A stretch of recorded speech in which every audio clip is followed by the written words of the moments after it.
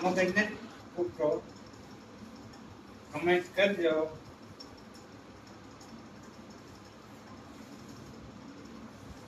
ક્યાં જવું રુદ્ર? હે રુદ્ર, ચોરી કરવા ક્યાં જાવ?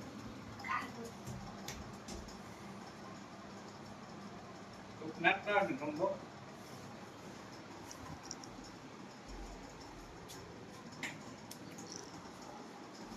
રુદ્રભાઈ કામ કરે અત્યારે જોરદાર. ઠામ મિશ્રે હવે ઠામ મિશ્ર છે. જો મિત્રો કેવો હોશિયાર છોકરો છે. વિષય નાખે બેટા મોહન, બેટા મોહન, એ મોહન, એ મોહનવા, મોહનવા. એ તો બોલતો નથી મોહન તો. રુદ્રભાઈ નું નિશાળ. હા છે સ્કૂલ સેન્ટ મેરીસ રુદ્રભાઈની સ્કૂલ. રુદ્રભાઈ લે લે લે લે લે લે લે ફતાય પાછો તો. બોલો બોલ બોલ ને રુદ્ર બોલે ગાનું ઠામ વિશે ના કામ વિશે ના ઠામ જો વિશે કેશુનભાઈ બાજે ઠામ વિશે ના બીજા કરવા માંડતા આઈને મેલો કોદા દે. જો હમણાં પગ સંપલ બેલ લે આગળ કરી નાખે. રુદ્ર કામ કર્યું એ આગળ કરી લે. આ છે મારું ઘર, આ છે સ્કૂલ સેન્ટ મેરી સ્કૂલ. આજે છેલ્લું પેપર હતું, પૂરું થઈ ગયું.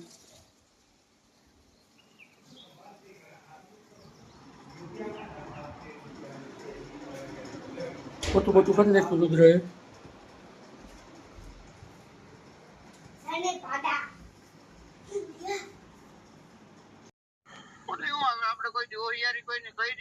હા ઈ વાત સાચી છે.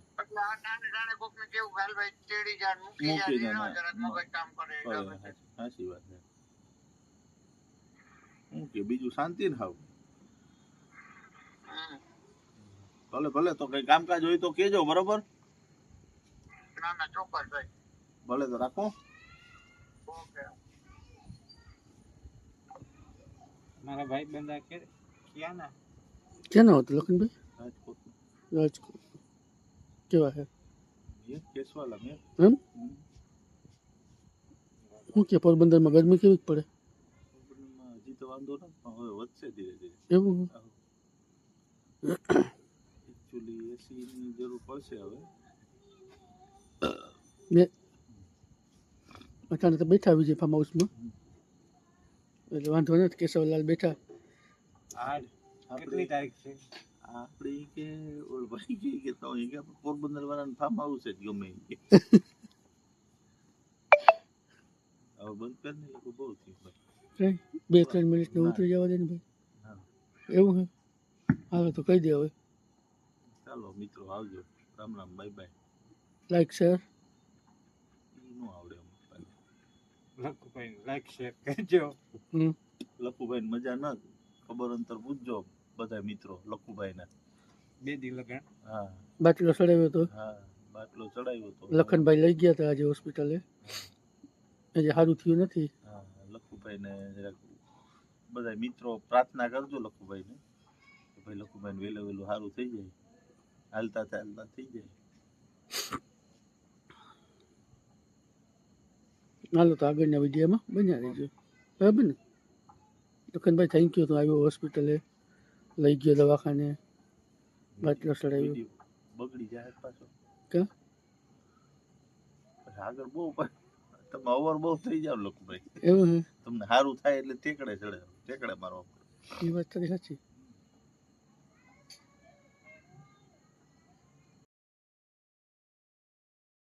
સીતારામ બધાઈને. સાંજના વાગી ગયા છે 7:30 અને બાને પાછળ દિવાલે ઓસી કુટેકે રાખી અને થોડીક વાર બેહાડ્યા અને હું બાજુમાં બેહી ગઈ. અટાણે મૂળ હારો છે. જો બેઠા બેઠા ત્યાં સુધી સારું છે. કોણ દેખાય? એ હાથ અડાડ્યો, હાથ અડાડ્યો. કોણ છે? કોણ છે? એમાં કોણ દેખાય? કોણ દેખાય?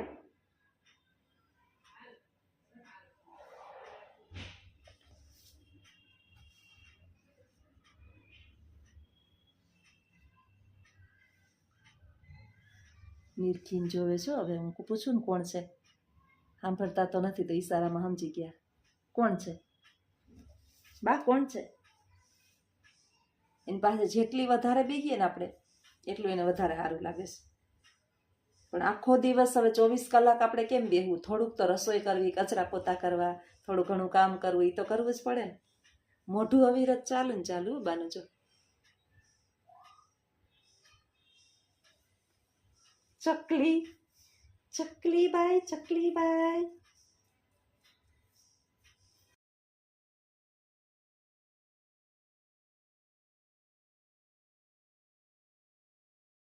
સીતારામ બધાને. જિંદગી આખી ખર્ચી નાખી બીજાને ખુશ કરવામાં. જે ખુશ થયા તે પોતાના ન હતા અને જે પોતાના હતા એ ક્યારેય ખુશ ન થયા. સુંદર મજાના આ વિચારની અંદર આપણને બધાને લાગુ પડતી વાત છે કે માનવ છે એ પોતાની જાતને ખર્ચી નાખે છે. આખું યુવાવસ્થાને કુરબાન કરી દે છે કે જેથી કરી અને એના પોતાના તમામ પરિવારજનો ખુશ થાય. પરંતુ દુઃખની વાત તો એ છે કે ક્યારેય આપણા જે છે ને એ આપણા કાર્યોથી ખુશ થતા નથી, અને જે ખુશ થાય છે ને એ ક્યારેય આપણા હોતા નથી. પારકા ખુશ થાય છે. તમે બીજાના માટે થોડું ઘણું પણ કરો ને તો એ તમારો ઉપકાર જે છે એ ક્યારેય ભૂલતા નથી. અને આપણા છે એ તમે ગમે તેટલું કરો એ છેલ્લે તો એમ જ કહે છે કે તમે અમારા માટે શું કર્યું. જો એમ ના કહે તો એમ તો ચોક્કસ કહેશે કે અમે ક્યાં કીધું હતું કે કરો.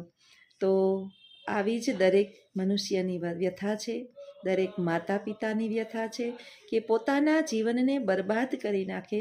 એક મા જે છે એ પોતાના સંતાનને મોટું કરવા માટે થઈ અને પોતાની યુવા અવસ્થાને બરબાદ કરી નાખે, પોતાના સપનાઓને મારી નાખે, પોતે ટાઢો ટુકડો ખાય અને બાળક શાળાએ જાય ત્યારે સુંદર મજાનો ગરમ ગરમ નાસ્તો બનાવી દે.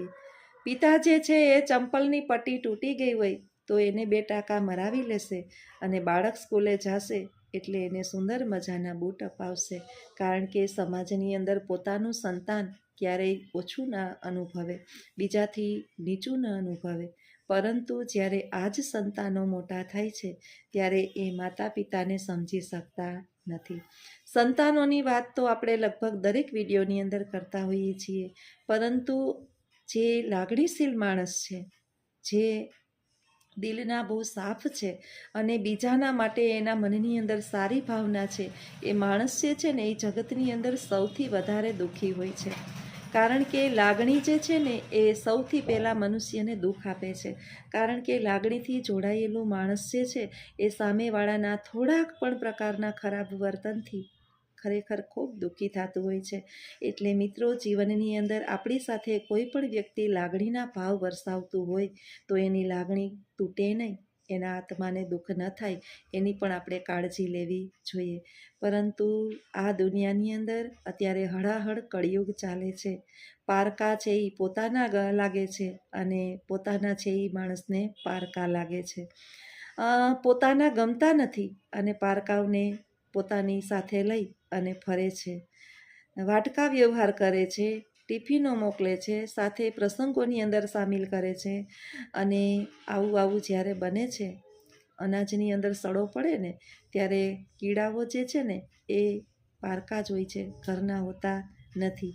એટલે આ કીડાઓ તો આવવાના જ છે જ્યારે ઘરની અંદર આપણે ખુદ જે છે એ આવા વર્તન અથવા તો આવા વ્યવહારથી બધા એકબીજા સાથે રહેતા હોય. હવે નક્કી આપણે કરવાનું છે કે આપણા પરિવારને એક સાથે જોડીને કેમ રાખવું. એક માણસની સહન કરવાની અમુક લિમિટ હોય છે. તમે જાતું કરો ઘણી વખત હું વિડીયોની અંદર કહેતી હોય છું કે બેન તમે કહો છો એ વાત સાચી છે, મને કમેન્ટની અંદર હું વાંચતી હોય, ઘણીવાર ફ્રી હોય, સૂતી હોય, નીંદર ના આવતી હોય ત્યારે ઘણાની કમેન્ટો હું વાંચતી હોય છે, ત્યારે હું સાંભળતી હોય છું, જોતી હોય છું કે બેન તમે કહો છો કે જાતું કરો, કેટલુંક જાતું કરવું એ લોકો ગણકારતા જ નથી. મિત્રો, આ તમારા એકના દિલની વાત નથી, આ દરેકના મનની વાત છે કે માણસ જાતું કેટલું કરે. એક માણસને જાતું કરવાની લિમિટ હોય, એની એ ગળાડૂબ થઈ ગયું હોય, જાતું કરી કરી કરી કરી કરી અને પછી જ્યારે આપણે એક જ માણસ જાતું કરે ને ત્યારે સામે માણસ જે છે ને એ અભિમાન અંદરથી વ્યક્ત કરતું હોય, કેમ બાકી જો આવ્યા ને ઝૂકતા, હું તો ઝૂકું જ નહીં, હું તો નમું જ નહીં, નમવું એને જ પડે. મિત્રો, માણસ જે છે ને એની ખાનદાનીથી ઝૂકતું હોય છે, એની આબરૂથી ઝૂકતું હોય છે. કદાચ ક્યારેક ક્યારેક ઝૂકવાનું કારણ એ પણ હોય છે કે પરિવારની અંદર ઝઘડો ન થાય, શાંત થઈ જાય. બધા જ જો ઝઘડામાં મંડી પડશું તો મહાભારત થતા વાર લાગશે નહીં. શ્રી કૃષ્ણ દ્વૈપાયન વેદવ્યાસે હજારો વર્ષ પહેલાં આ હસ્તિનાપુરના કુરુક્ષેત્રના મેદાનની અંદર મહાભારત થયું એનું વર્ણન કરી અને મહાભારત નામનો ગ્રંથ લખ્યો. એમાં યુદ્ધ કરનારાઓ પારકા નહોતા, પોતપોતાના જ હતા. હજારો વર્ષ પહેલાં પણ આ જ ઘટના બની હતી, અત્યારે પણ બને છે, ભવિષ્યની અંદર પણ બનશે. કારણ કે દુશ્મનો ક્યાંય દૂરથી શોધવા જવા પડતા નથી, આપણી આસપાસ આપણા ઘરના જ વીંટળાયેલા હોય છે. તમે એક વખત તમારી નજર ઊંચી કરી અને નિહાળશો તો મોઢેથી મીઠા બોલશે અને અંદર જે છે એ ઝેરના ભરેલા હોય છે.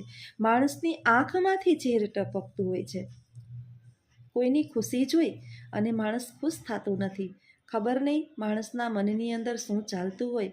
કોઈ કોઈના નસીબનું ખાતું નથી, બધા પોતાના નસીબનું ખાય છે, પરંતુ આટલું સત્ય જે છે એ માણસ સમજવા માટે તૈયાર નથી. આઘા આઘા પાછા ભાગે છો મારાથી. એક ઠેકાણે બેહવું તો અમને ગમતું જ નથી. એ જો બેઠા બેઠા હોવું, બેઠા બેઠા ઊભું થવું, ચાપલી બાજુમાં બેસી ગઈ, જ્યાં હું બેહું ત્યાં ચાપલીને આવવું જોઈએ. હું સેટી ઉપર બેઠી હોય ને તો મારા પગ પાસે બેહી, હું અહીંયા આવી ને તો અહીંયા બેસી ગઈ, આલે ઊભી થા ચાપલી.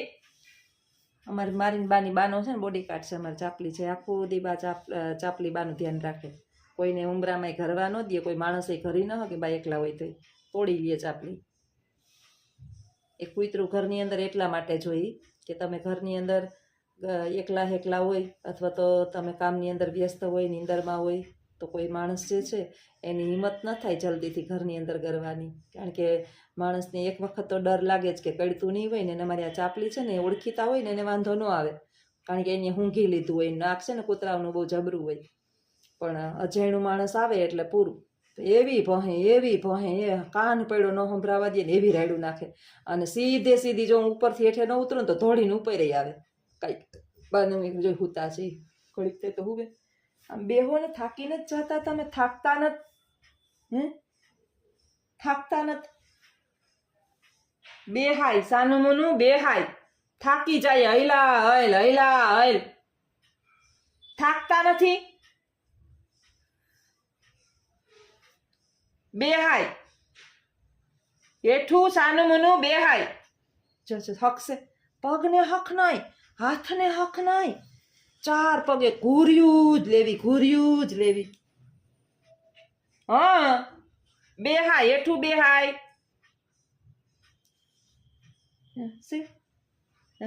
હુઈ જાય તોય ગોયરું આપણે હુઈ જાય છે, એમ હુઈ નથી.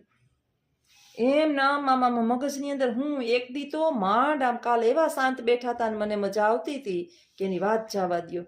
માણાને થોડો રોટલો નડે છે કોઈને, આય નથી નડતું પણ એના જીવને થાકી જાવ બા, થાકી જાવ. આમ ઘડીએ ઊભું આડુંમાં ટેકો રાખી દીધો, જોઈ ઓશિકાનું ન્યાથી ભાગે. ઓશિકાને ટેકો રાખી દઈએ, વાહે હું બેહું કે મારી પાસે મારો ટેકો લઈને બેહે નહીં.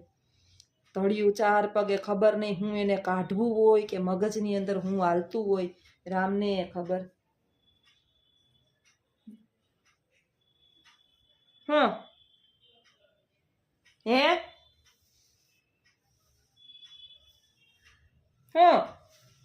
જો પાછું બોલવું નકર ચાલવું નકર કાંઈ સીતારામ બોલીએ તો સીતારામ. હા કામ ચીંધે ફટાફટ.